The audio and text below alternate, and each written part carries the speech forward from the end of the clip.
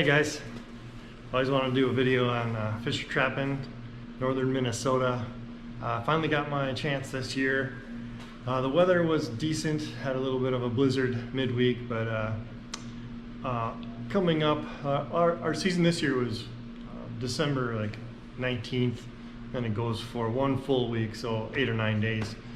But coming up to the full week, the weather looked good with no snowfall, so I decided to go ahead and do it because I live down in the cities in Minneapolis area, and Bemidji is a 4-hour drive for me, so I had to go up, set the traps, come back for 3 days. On Wednesday, drive back up during the blizzard, and then come back for 3 days, go back up and pull the traps. So 3 total trips I made, round trip to Bemidji and back to just south of Minneapolis. So here's some of my things I've been doing over the last couple years. Here's a fisher from 2017. Just had it tanned just to hang on the wall here. Kept all the claws on it. Pretty cool to just hang it and look at it. And here's an otter that I tanned myself a couple years ago. You know, the self tans never really get nearly what you can get done commercially, but not nearly as supple, but does preserve it, and if it's just hanging, it's just as good as the commercial ones. So, and it's got the gadwall back from the taxidermist today, so I'll hang it in the garage here for a while, maybe put it in the house during the summer. I don't think it'd be good for the duck to be out in a hot, humid garage in the summer, but cold's fine. So here's my biggest buck that I've ever gotten, 10-pointer. My first and only bow buck, 9-pointer. And got these two 2018, couple of weeks apart. So that's what I got going. So now I'm gonna cut, and I'll show you a couple. I got 2 fishers in the basement already mounted, so I'll cut here and I'll show you those.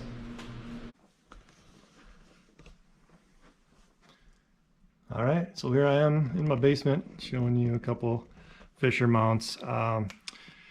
This fisher I caught 2004 in northern Minnesota on the Woodtick Trail near Hackensack, Minnesota. First one ever that I caught. And here's a couple furs over the years. Mink, red fox, gray fox, another fisher. And here's a much bigger male fisher that I mounted myself.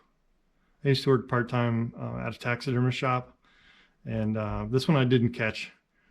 Trapper brought it in, brought a couple tan furs in, and asked if we wanted to buy them, and I bought the male and my buddy bought the female, and we mounted them. Pretty cool. Show you the rest of my wall. There's a South Dakota pheasant. 8-pointer from 2000, no, that was 1991, 2010. There's a bluebill. This is my 2009 bull buck. My only buck, only deer that I've shot with the bow.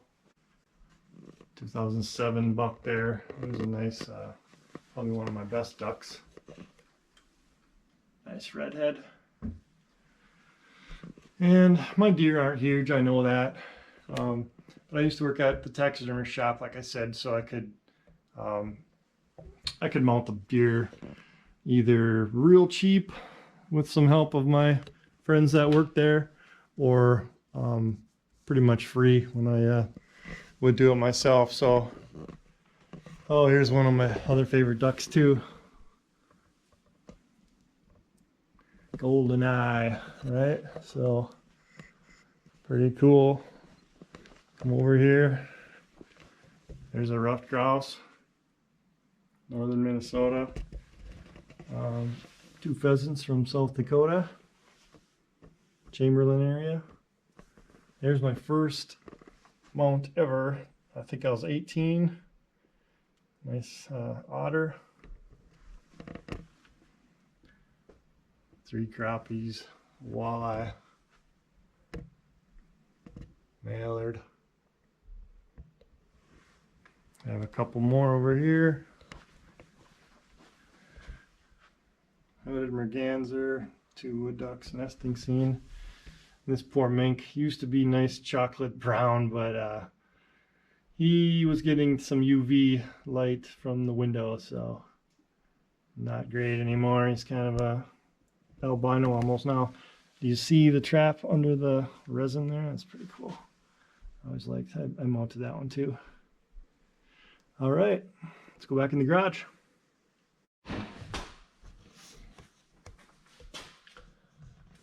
I still have some more things out here in the garage. So here, this is where I was standing before. So I got a couple bass and a crappie there. Big beaver up there that I strung on a hoop. Coyote and a really dark coon there. Moose.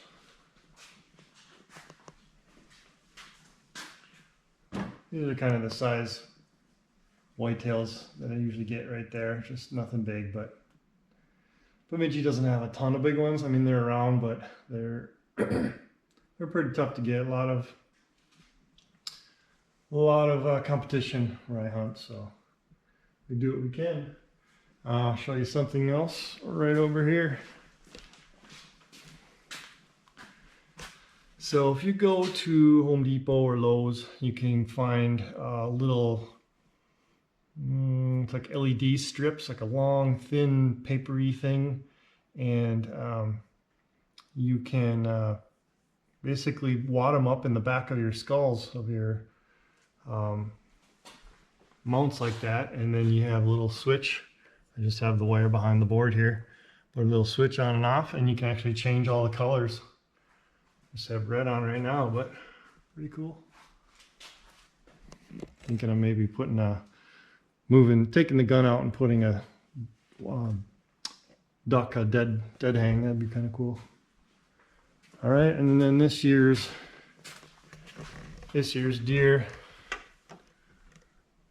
are right there. Another beaver hoop.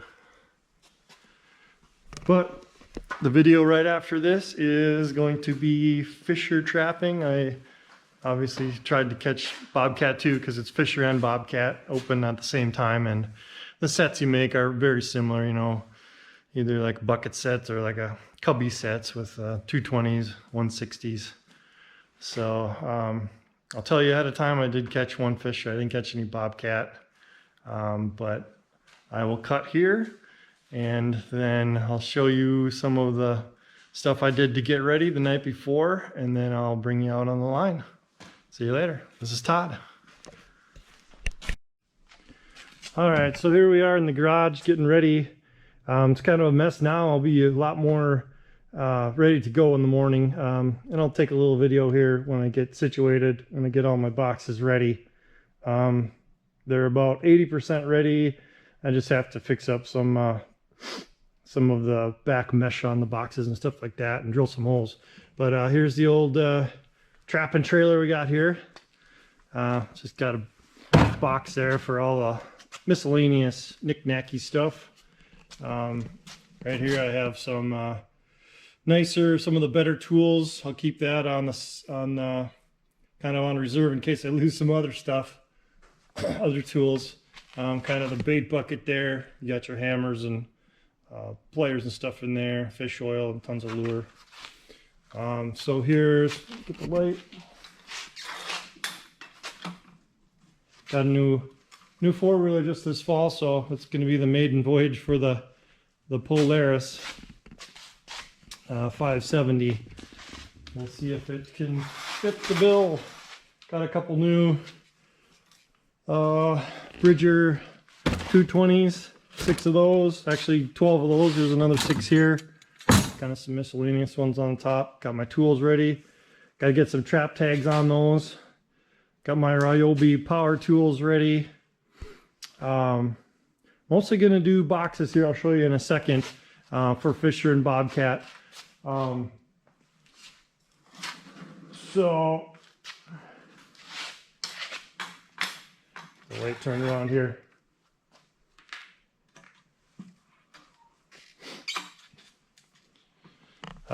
There's some more, mostly 160s in there. I think I have a dozen or so 120s. There's some hardware cloth I have to put on the back of some of my boxes, the newer ones. I've just been making a couple boxes here, about 5 or 10 every year or so the last couple years, kind of gearing up for basically today when I was able to finally come up on a weekend and go after Fisher and Bobcat. I did catch a bobcat a couple of weeks ago. It was out of season. Actually, it was about a month ago. It was during coon trapping season, during deer season. So had to give that away to the DNR because it's an incidental catch out of season, right? So a bunch more 160s in there. I counted all my boxes up. I think I had 40, counting the buckets over there. I think I had 44, something like that. So anything you see here, you can buy at Cumberland's Trapper Supply in Owatonna, Minnesota. Like those, Rich Millen actually got me onto those in Trapping Inc., his YouTube series.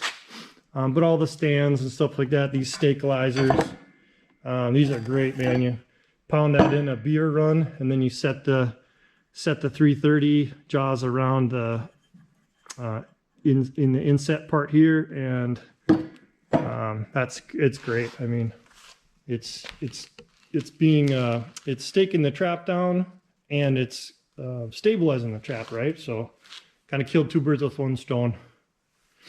I have some mink / marten boxes. In Bemidji here, we don't have too many marten that I know of. I might get lucky and catch one out of all these boxes, but much more Fisher around here. What else? These here. Gonna hang these up for attractants for the bobcat, right? Just try a couple of those. There's a couple buckets. This is what I started with quite a while ago. Square buckets. They fit a 220. Perfect. Just went to the wood boxes when I got just so much plywood laying around, and like I'm gonna kill some time in the middle of the winter, right? And hammer out some boxes. Kind of look cool. I got the mesh backing there. I think Rich Millen got me onto that too, Trapping Inc. I think they can really smell the bait better that way instead of having a solid wood on the back. I don't know. I got a couple double boxes there. Not positive I want to keep them double.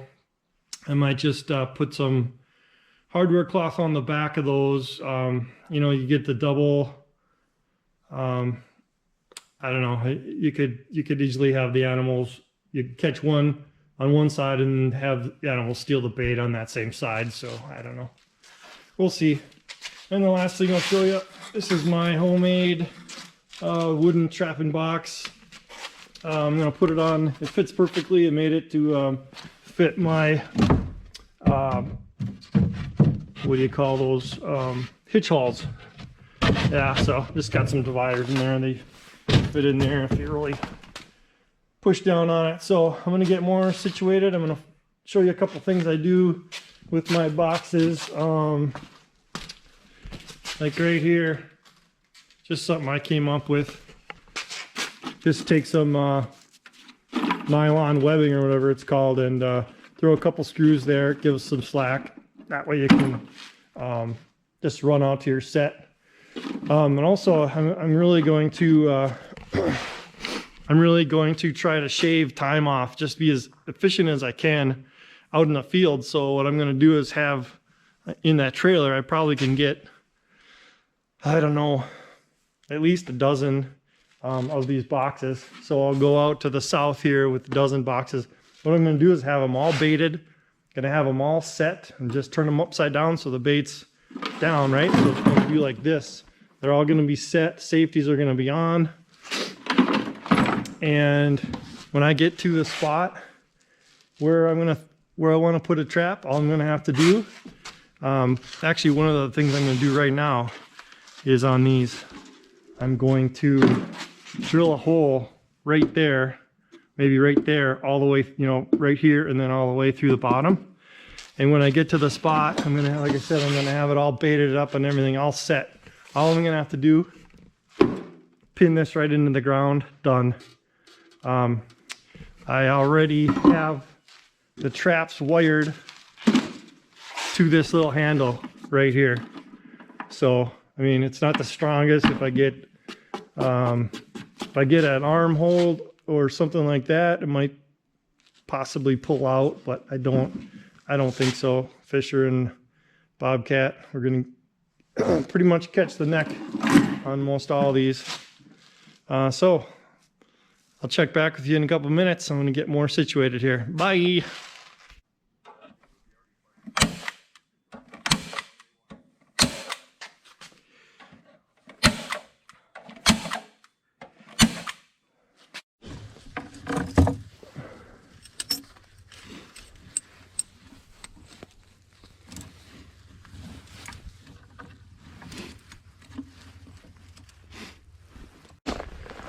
All right, I have everything baited, set. Still got to set that one. Like I said before, gonna bring the 20 gauge for grouse. See if I can pick one of those up. I need some feathers for some attractant for the bobcats. They like that, you know. And in the background there, got the general. We're gonna do a longer line too. So everything in the morning here, we're going to go on private land, fairly close, within a couple miles, between my parents and cousins. They have maybe 400 or so acres, and some state land that borders that, so we'll hit that this morning with the four-wheeler and the trailer, and afternoon hopefully we'll get on the general. And there's state land as much as you can imagine. I mean, there's tons of it up here in northern Minnesota. So usually I do about a 30-mile loop in the summer and the fall, just kind of we call it the VIP loop. Me and the wife take, it's just a perfect trail that just keeps going and going through the pine trees, and perfect habitat for fish or bobcat. So we're gonna hit that today. Hopefully later on get about 10 to 15 sets out there, and kind of try to spread the traps out so we get a better try at more animals, right? If we put all these traps in my 400 acres, you're only probably targeting 2 or 3 fisher and bobcat or 2, so we got to spread them out, right?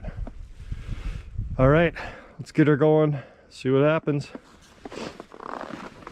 It's already warming up with the sun. It's probably, God, I don't know, 15 degrees Fahrenheit. So better shut the garage here.